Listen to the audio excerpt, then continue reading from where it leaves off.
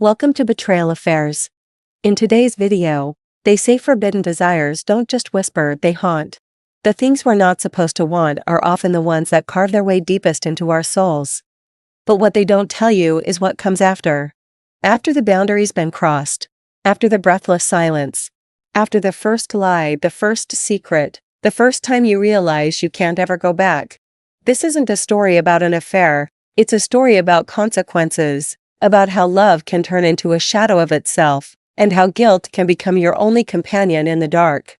It's about the quiet unraveling of a life built on routine, and what happens when the person you used to be gets lost somewhere you can't find them again. My name is Elizabeth Morgan. And once upon a time, I was the woman people trusted. I was the dependable one, the together one. The woman who remembered birthdays without a Facebook reminder, who color-coded the family calendar, who folded every towel with precise edges like they were little symbols of control in a world full of chaos. I sent thank you cards. I cooked dinner from scratch. I smiled in family photos, even when the smile didn't reach my eyes. I kissed my husband on the cheek every morning, right by the coffee pot, not out of love, but out of habit. David. That was his name, my husband. For 20 years, we built a life that looked like the kind people dream of. He was steady, predictable. The kind of man who never yelled, never cheated, never made me wonder where he was or who he was with. And yet, I can't remember the last time he truly saw me. You know the kind of marriage that works on paper? That was us. We had the mortgage, the 2 cars, the holidays at my sister's place every 4th of July. A life that was neat, safe. And maybe that safety was the beginning of my downfall, because sometimes safety starts to feel like suffocation. Then came Ethan. We adopted him when he was 16. He'd spent most of his life drifting through the system, group homes, temporary shelters, a revolving door of people who promised to care and then forgot. When he arrived at our home in suburban North Carolina, he was a shadow. Tall, silent, eyes full of suspicion. Like he didn't trust anything, not even the floor beneath his feet. He kept to himself, didn't talk much, ate with his head down, always waiting for the other shoe to drop, like everyone else would abandon him, too. And maybe that's why I connected with him so deeply, so fast. Because underneath all my routines and my stability, there was a piece of me that felt just like him, forgotten, unseen, starving for something I couldn't name. I told myself I was doing what any good mother would do. That I was giving him love and patience and space to heal. And in the beginning, that's all it was.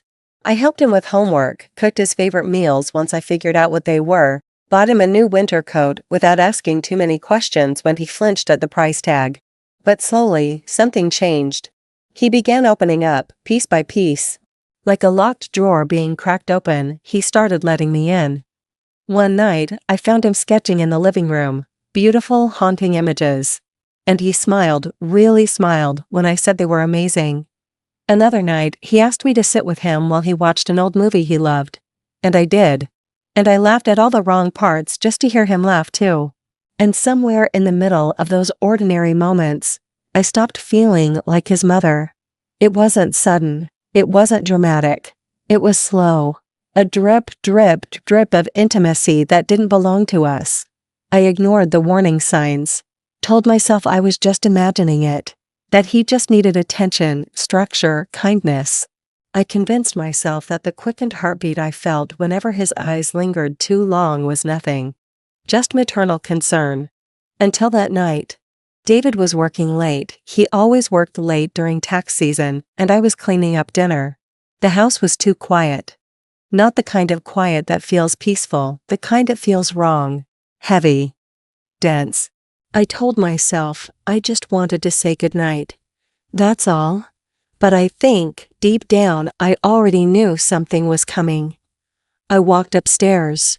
His door was open just a crack. I knocked. No answer. I pushed gently. And I saw him. Lying on the bed, shirtless. Jeans half undone. His hand between his legs. I froze. My breath caught in my chest. I couldn't move. Couldn't blink. Every nerve in my body screamed to back away. To close the door. To forget. But I didn't move. He looked up. Our eyes met. Shame poured off him in waves. His face went red.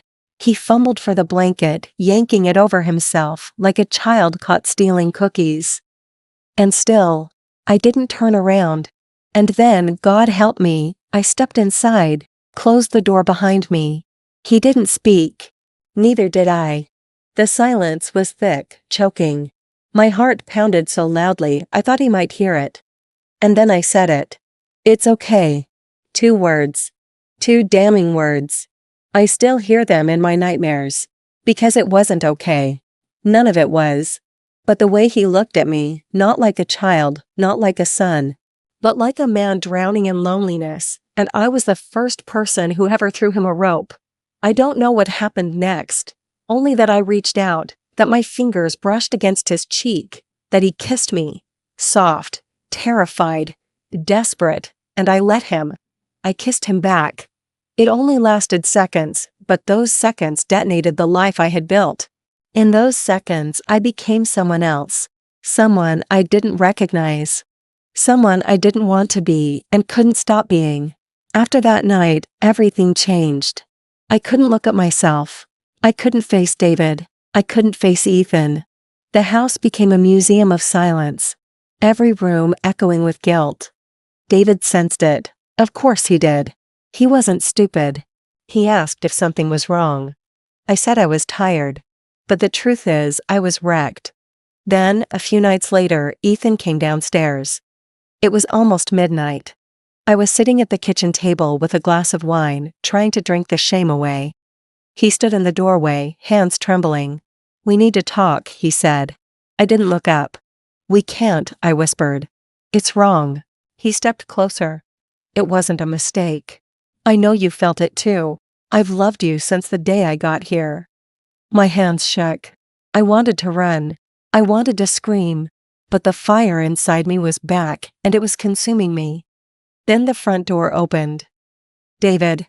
He was home early, and in an instant he knew. He saw the distance between us. The closeness that had no explanation. The guilt on Ethan's face. The fear on mine. He didn't speak, just stared. Ethan left the room. David stayed.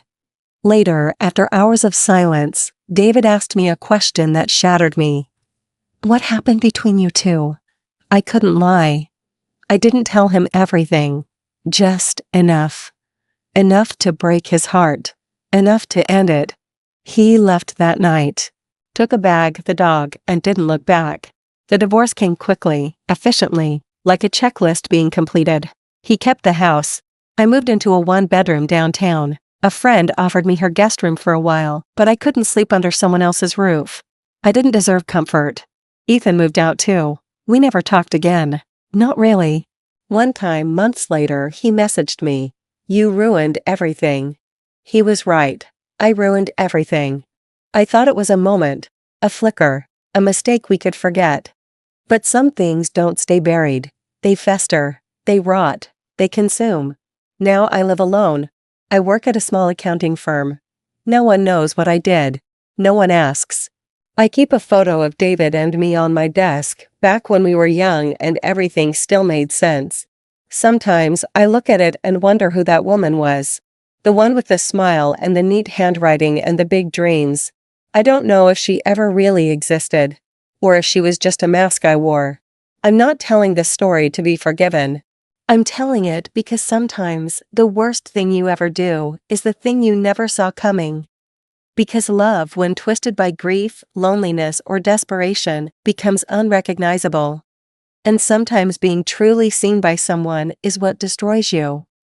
My name is Elizabeth Morgan, and this is what it cost me to cross a line I can never uncross.